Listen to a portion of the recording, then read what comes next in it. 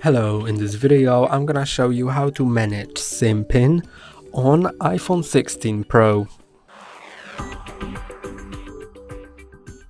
To manage SIM pin, go to Settings, then go to Mobile Service, and if you have multiple SIMs, then you can choose on which SIM to do it, but I just have one, so I'm gonna click on SIM pin and then I can enable it. To enable it, I need to enter the default or the previously set pin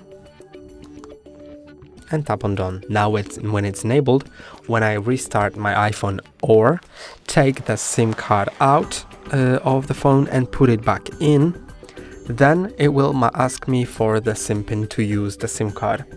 I can also change the pin by clicking on change pin, and first I need to enter the current pin, then enter new pin and confirm the new pin. And I can also disable the SIM pin.